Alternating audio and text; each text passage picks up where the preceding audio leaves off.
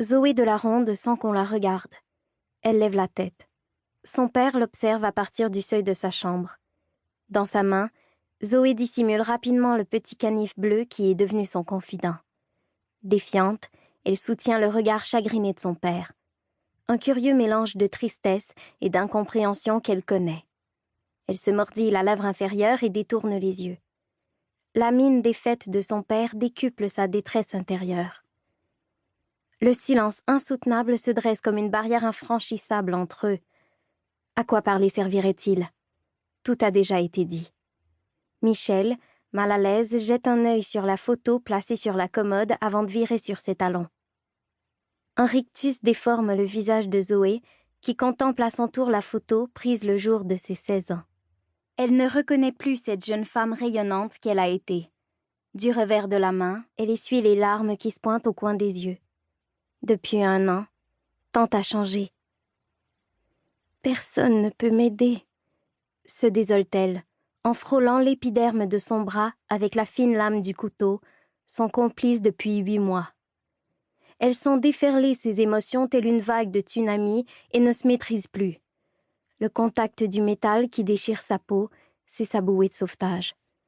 Voir couler son sang l'apaise et la douleur lui permet d'oublier son trop-plein d'émotions l'espace d'un moment. Ce répit n'est que temporaire, mais c'est le seul moyen que Zoé a trouvé pour s'arracher à la culpabilité face à l'irréparable.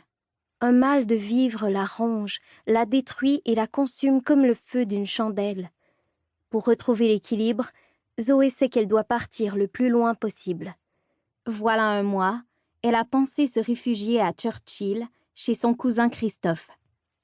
Elle attendait le moment propice, mais ce moment ne s'est pas présenté. Zoé replie son canif et l'enfonce dans sa poche. Partir ne dépend que de sa volonté.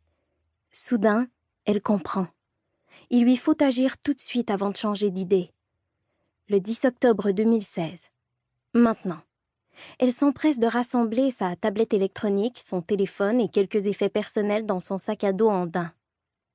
Elle replonge sa main dans la poche, en sort le canif et se met à le frotter comme si elle cherchait à le polir. Puisqu'elle ne pourra pas accéder à la zone sécurisée de l'aéroport avec cette lame, elle se résigne à la déposer sur la commode.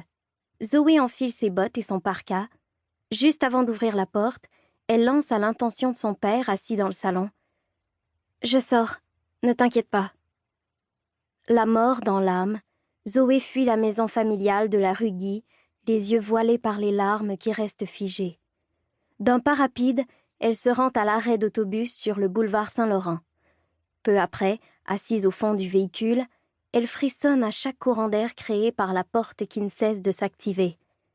Mais la fuyarde ne s'en aperçoit pas. Pas plus qu'elle ne voit les bâtiments défiler par la fenêtre. Sa souffrance l'absorbe complètement. Tout ce qu'elle éprouve, c'est son malheur. Pour continuer à écouter ce livre audio gratuitement, cliquez sur le lien dans la description et vous pourrez l'écouter en entier sans frais grâce à l'essai de 30 jours d'Audible.